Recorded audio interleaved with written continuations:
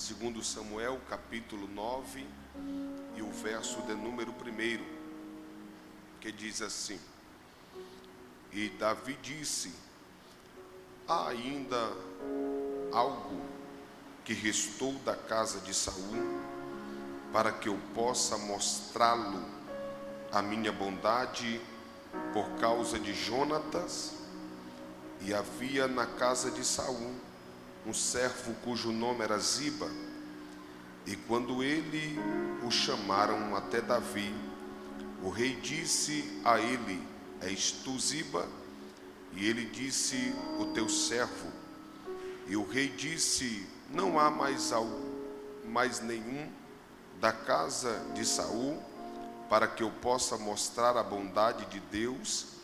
E Ziba disse ao rei: ainda tem um filho que é aleijado de ambos pés. E o rei disse a ele: onde ele está? E Ziba disse ao rei: eis que ele está na casa de Marqui, filho de Amiel, em Lodebar. Então o rei Davi mandou buscá-lo, e retirou-se da casa de Marqui, e disse de Amiel de Lodebar: ora, quando Mefibosete, o filho de Jonatas, filho de Saul, chegou até a Davi, ele caiu sobre a sua face e fez reverência. E Davi disse a Mefibosete, e ele respondeu: eis-me aqui o teu servo. E Davi disse a ele: não temas, porque certamente te mostrarei bondade por causa de Jonatas teu pai, e te restituirei toda a terra de Saul teu pai, e tu comerás pão à minha mesa continuamente. Repita comigo essa palavra profética, diga: e tu comerás pão à minha mesa. Olhe para alguém que está do teu lado, diga: e tu comerás pão à mesa. Senta adorando o nome do Senhor. Alguém pode me auxiliar aqui, me ajudar a abrir aqui? Glória a Deus. Irmãos, obrigado. Nós estamos nesta noite mediante a uma palavra que eu costumo dizer que liberta, que transforma, que sara, que cura e que leva o homem e a mulher ao céu de luz. Coisa boa é falar acerca da palavra de Deus. Os versículos que nós lemos narra algo extraordinário, a saber, acerca do maior rei de Israel, por nome Davi. Todos nós sabemos que Davi é aquele que esperou em Deus o momento certo de assumir a cadeira real. Uma vez que Davi, ainda moço, ele foi consagrado por Samuel como rei. Mas a Bíblia diz que após a unção, ele retorna ao pasto, ele retorna à casa do seu pai e continua cuidando das suas ovelhas. Verdade é que Saul é o rei da vez. Saul é um guerreiro. E a Bíblia diz que Saul e Jonatas, ele está no campo de batalha. Ele está pelejando uma guerra contra os filisteus. E chega o momento que ele percebe que ele está cercado por todos os lados. E a Bíblia diz que Saul, ele vai se lançar sobre a sua própria espada. A Bíblia é categórica em dizer que os filisteus, eles obtêm vitória sobre os filhos de Israel. Uma vez que eles obtêm a vitória, todo Israel está atônito. Alguns estão fugindo do campo de batalha, do campo da peleja. Verdade é que a notícia chega até a casa de Saul, que Saul está morto, que Jonatas está morto. A Bíblia nos relata que uma babá, a ama que cuidava da filha, que cuidava do filho de Saul, do filho de Jonatas, ela vai tentar escapar com vida com aquela criança. E a Bíblia diz que quando ela tenta fugir, ela tropeça e deixa a criança cair. E o texto sagrado diz que aquela queda, Mefibosete agora, ele está aleijado de ambos os pés. A Bíblia é categórica em dizer que esse mesmo Mefibosete, ele é levado para uma cidade por nome Lodebar. E o texto sagrado diz que ele vai ficar naquela cidade por muitos anos. Ele está naquela cidade. Perceba que alguém que nasceu no palácio, que nasceu para reinar, por causa de um acidente, por causa de algo que aconteceu na sua vida, ele agora é levado para uma cidade. O interessante é que o significado desta cidade, Lodebar, o nome Lodebar significa sem pasto. O nome Lodebar significa sem palavra. O nome Lodebar significa sem alimento. Nós conhecemos esta cidade como uma cidade seca. Conhecemos essa cidade como uma cidade que não gerava frutos. E é para esta cidade que o menino por nome Mefibosete é levado. O que eu acho interessante é que Davi, após a morte de Saul, ele é aclamado rei em Israel. Davi é levantado como rei. Davi é o rei da vez. O que eu acho interessante, que quando Davi assume a cadeira real de todo Israel, Deus agora começa a entregar a ele todos os seus adversários. Deus começa a colocar na mão de Davi todos os seus inimigos. O que eu acho interessante é que Davi agora começa a vencer uma batalha após outra batalha. O interessante é que Davi, quando ele assume a cadeira real, ele vai tomar uma atitude.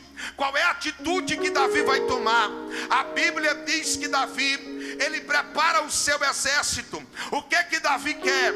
A Bíblia diz que Davi vai buscar a Arca da Aliança novamente para Jerusalém. Nós sabemos que a arca representa, tipifica, aponta para a presença de Deus. Davi entendeu uma coisa, que não dá para ser rei e não ter presença. Não dá para ter palácio e não ter presença. Não dá para ter prata, para ter ouro e não ter a presença de Deus. A Bíblia diz que Davi, ele traz a Arca da Nova Aliança, ou a Arca da Aliança, para Jerusalém novamente. O que eu acho interessante, que diante desse cenário, diante de um cenário aonde Deus está dando vitória, aonde o seu reinado está sendo bem sucedido na presença de Deus, de repente parece que eu vejo um estalar na mente do rei. Quando o rei percebe que algo está faltando, o rei se levanta diante de todos os seus servos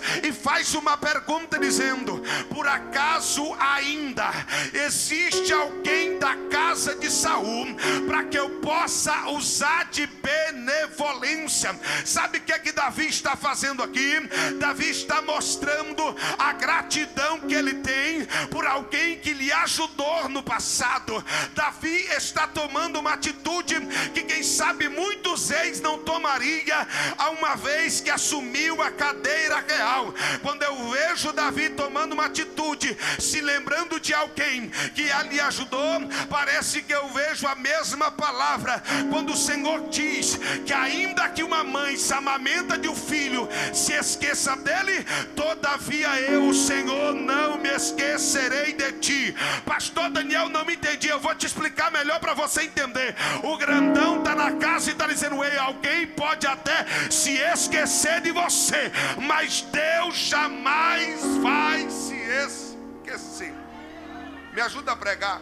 Olhe para alguém que está do outro lado e diga para ele: fica tranquilo. Muita gente pode esquecer de você, mas o Deus que você serve não vai se esquecer. O texto diz que Davi se lembra. A Bíblia diz que Davi se lembra de tudo aquilo que Jonatas, o seu amigo, fizera para ele. Aí a pergunta é: tem alguém da casa de Saul para que eu possa usar de benevolência? Aí introduzido na sua presença um moço por nome Ziba. Ziba é alguém que conhece a família de Saul muito bem. Ele olha e diz: existe um filho de Jonatas, o seu amigo. Ele está na teca de Lodebar. Alguns intitulam a teca do esquecimento. Existe o nome dele é Mefibosete e está na casa ou na teca do esquecimento. O que eu acho interessante é que Ziba sabe que existe um. A pergunta do rei foi: existe alguém da casa de Saul para que eu possa usar de benevolência?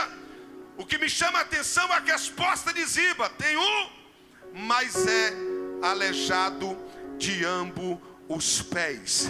Perceba que o rei não perguntou se ele era aleijado.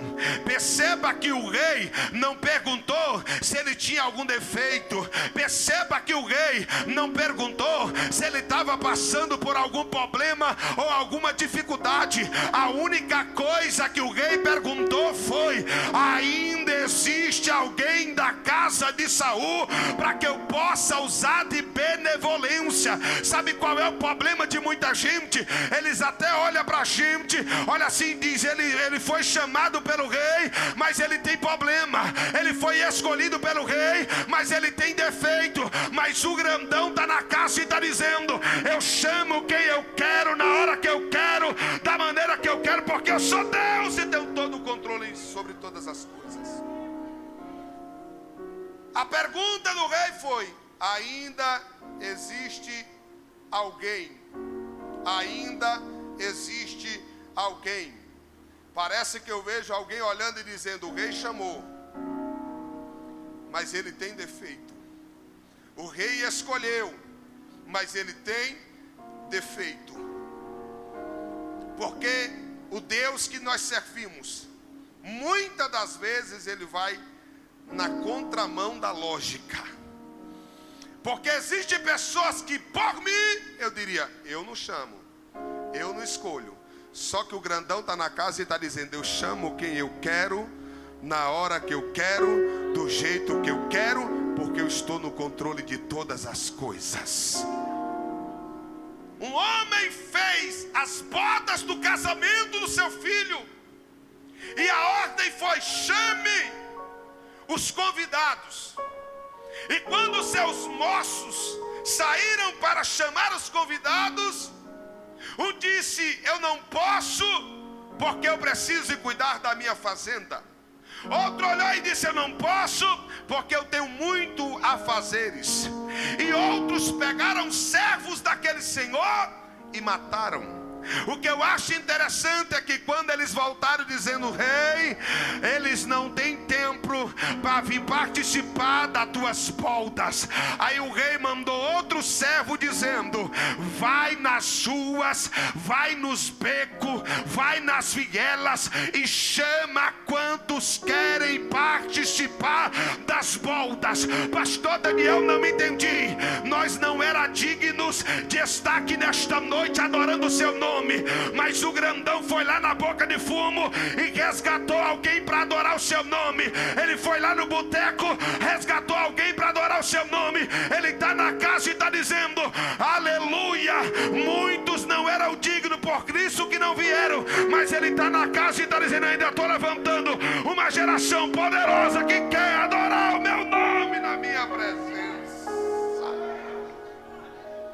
Os convidados não eram dignos. O texto diz que o rei manda buscar Mefibosete. Ele manda buscar Mefibosete.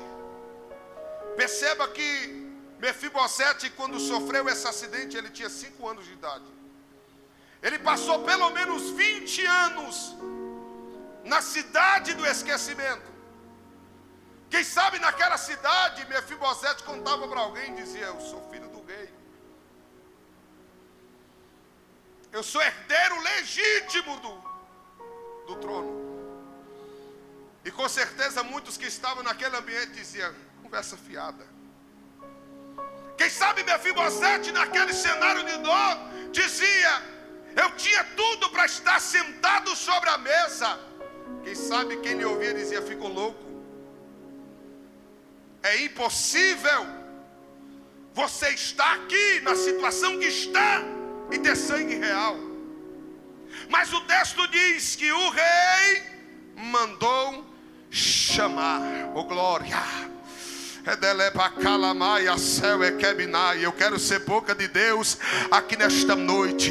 Eu não sei qual é o cenário que você se encontra, eu não sei qual é o cenário que você está vivendo, mas de uma coisa eu tenho certeza: quando Deus manda chamar, quando Deus manda chamar, quando Deus manda chamar, não tem demônio, não tem principado, não tem potestade que possa impedir o que Deus vai fazer na tua história. Deixa eu profetizar na tua vida. O grandão está na casa e está dizendo: Daniel, eu estou quebrando cadeia, estou quebrando corrente, eu estou quebrando ferrolho, mas eu vou buscar alguém e vou trazer para o centro da minha vontade, diz o Senhor dos Exércitos. E uma coisa é fato: o rei mandou chamar. Oh glória! O rei mandou chamar. Mefibosete é introduzido na presença do rei. Quando ele é introduzido na presença do rei, a Bíblia diz que ele se curva diante de Davi. E quando ele se curva diante de Davi, a primeira palavra que Davi libera para ele é: não temas. Oh glória! Quem sabe adentrou alguém aqui nessa noite com medo, mas o grandão está na casa e está dizendo: não temas. Quem sabe alguém adentrou aqui nesta noite e está dizendo no seu coração: pastor, o negócio está complicado, está tudo de cabeça para baixo e eu não sei como é que eu vou resolver. O grandão está na casa e está dizendo: a palavra para a tua vida nesta noite é: não temas, não temas, não temas, não temas, não temas. Davi olha para Mefibosete e libera uma palavra dizendo: não temas, ou não tenha medo. Portanto usarei de bondade por causa de Jonatas, o teu pai, e vou restituir tudo que é da casa do teu pai, e tu comerás comigo continuamente sobre a mesa. O problema aqui é a resposta de Mefibosete. Ele olha para aquele cenário. Quem está falando para ele é o rei, para ele não temer. Ele olha para aquele cenário e diz: quem sou eu para o rei olhar para mim? Por acaso eu não sou como um cão morto? Perceba que os 20 anos que Mefibosete fica na cidade do esquecimento faz com que ele perca a fé, faz com que ele perca a esperança, faz com que ele deixe de acreditar que a sua vida pudesse ser mudada de uma vez por todas. Quem sabe eu estou pregando para alguém aqui nesta noite que está vivendo um cenário e está dizendo: é impossível eu assentar-se sobre esta cadeira, é impossível eu viver este milagre, é impossível eu galgar esta vitória. Mas o grandão está na casa e está dizendo: Daniel, é a noite que eu reservei para mudar a história de alguém aqui neste lugar. O grandão está na casa e está dizendo: não temas, não temas, não temas, mas creia somente. Me ajuda a pregar, irmão. Olhe para alguém que está do teu lado, diga para ele: não temas, creia somente.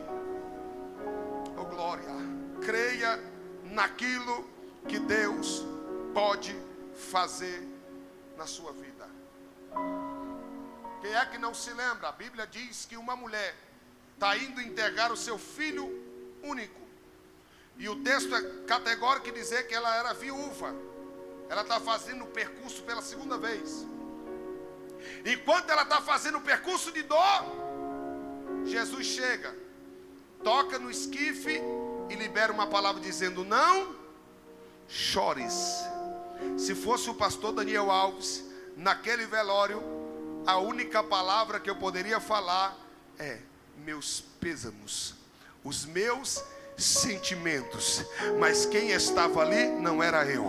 Quem estava ali é aquele que tem todo o poder e toda a autoridade. Aí Jesus chega no cenário de dor e libera uma palavra para aquela mulher, mais ou menos assim: pode enxugar as lágrimas do teu rosto, porque a partir de hoje eu estou mudando a tua história uma vez por todas. Eu vou profetizar nesta noite. Quem está aqui presente nesta reunião é aquele que tem todo o poder e toda a autoridade para liberar uma palavra ao teu coração, para mudar toda a tua história. O grandão está na casa e está dizendo: prepara, porque a partir de hoje a história muda. A partir de hoje a porta se abre. A partir de hoje você vai viver milagres. Não temas, tu se assentará na mesa por todos o dia da sua vida. Perceba que Ziba olhou e disse: ele é aleijado. Só que a palavra do rei aqui é: tu vai se assentar na mesa comigo. E na mesa do rei era posta uma toalha, Caio. E aquela toalha era feita com pelo de cordeiro, ou com couro de cordeiro, porque eu não era digno de se assentar na mesa. Você não era digno de se assentar sobre a mesa. Só que o rei mandou me chamar. O rei mandou te chamar. Sabe o que eu acho interessante? Que quando o rei chamou tudo que é tipo de gente para se assentar na mesa, sabe por quê? Porque na mesa, quando a gente senta sobre uma mesa que existe várias pessoas que existem ou tem algum defeito, é impossível, porque quem sabe o coxo ia olhar para o cego e dizer: cego, tu não pode sentar sobre a mesa porque tu é cego. Quem sabe o cego ia responder: tu também não pode sentar sobre a mesa porque eu ouvi falar por aí que você é coxo. Quem sabe o mudo ia questionar ali alguém que estaria sentado sobre a mesa com um defeito. Mas o grandão está na casa e está dizendo: Daniel, na minha mesa não há acepção de pessoa. Na minha mesa não há acepção de pessoa. É por isso que na mesa de Deus é impossível alguém poder falar mal de outro que está sentado sobre ela. É por isso que na mesa de Deus é posto uma toalha que eu chamo a toalha da graça. Porque quando Mefibosete senta sobre aquela mesa, a toalha da graça, a toalha da graça, a toalha da graça, a toalha da graça, a toalha da graça, a toalha da graça está tampando todos os defeitos. Todos os defeitos. Eu vou dizer de novo: eu não era digno, você não era digno, mas a toalha da graça,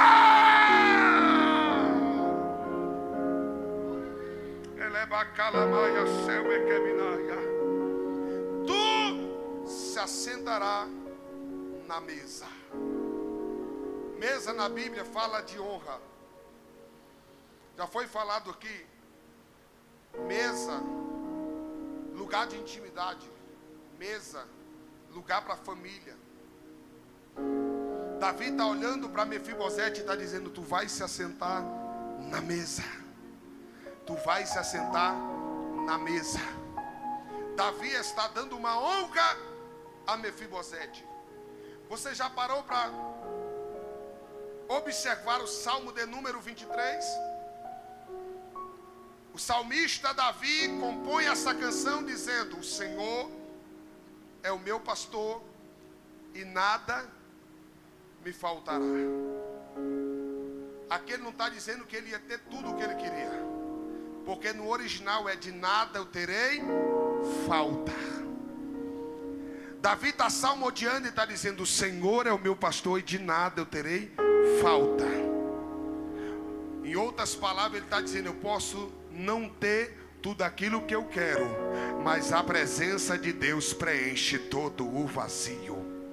Ele continua salmodiando e dizendo: prepara uma mesa perante mim, na presença dos meus adversários. O que Davi está dizendo é: um dia eu quero ter a oportunidade de assentar-se sobre a mesa. Um dia eu quero ter a oportunidade de se assentar-se sobre a mesa. Eu vou profetizar aqui nesta noite. Eu quero crer que a noite que Deus reservou para colocar alguém sobre a mesa, para colocar alguém sobre a mesa. Quem sabe alguém que está me ouvindo aqui nesta noite está dizendo: tudo o que eu queria era ter a oportunidade de assentar-se sobre a mesa, é ter a oportunidade de ser honrado sobre a presença do meu Deus. Deixa eu profetizar na tua vida nesta noite. O grandão está na casa e está dizendo: prepara, porque tem mesa preparada. Prepara uma mesa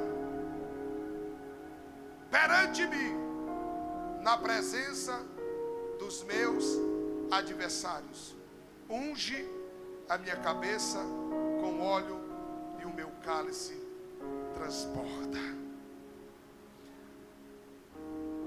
A Bíblia diz que no momento que Davi vai ser consagrado, ele vai viver este momento da mesa. E a palavra do profeta Samuel é: ninguém se assenta sobre a mesa enquanto ele não chegar. O que eu aprendo com esta palavra é que existe mesa preparada para a minha vida, para a tua vida, para a minha casa, para a tua casa, para o meu casamento, para o teu casamento. Aleluia, existe mesas preparadas para nós. Aleluia, que ninguém vai se assentar enquanto você não chegue, porque é uma mesa que Deus está preparando. Se coloque sobre os teus pés. Olhe para alguém que está do teu lado, diga para ele: nesta noite, tome posse da mesa que Deus está preparando para você. Diga: Deus tem uma mesa preparada para você. Só eu acredito ou tem alguém comigo aqui nessa noite?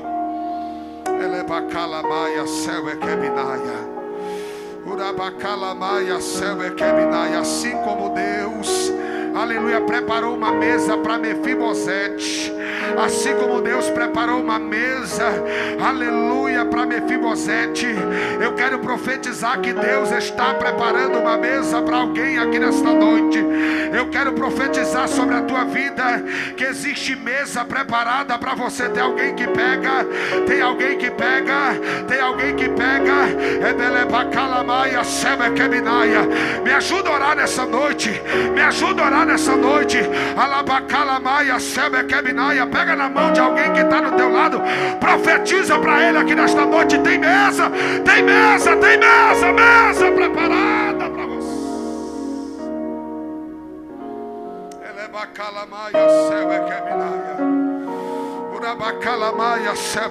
Ele está presente nesta reunião e está dizendo: tem uma mesa preparada para você.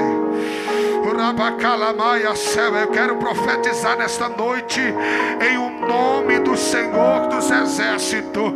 Eu quero profetizar que existe uma mesa de Deus preparada para você.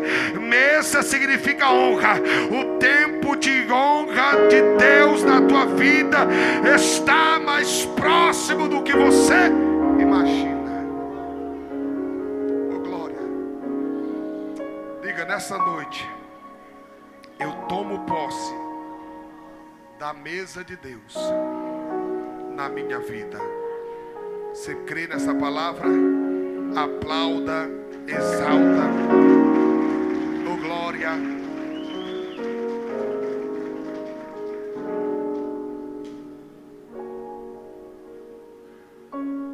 Glória a Deus. Tome seu assento. Vai dar as bênçãos. Se coloque sobre os teus pés. Deus abençoe a sua vida. Saia deste lugar de posse de vitória, de posse de milagres, em o nome de Jesus. Estenda as tuas mãos. Que o amor de Deus, que a graça, a consolação do doce Espírito Santo esteja sobre a vida de cada um, não só hoje, mas para todo sempre. Que todos digam: saúde teu irmão com a paz do Senhor Jesus.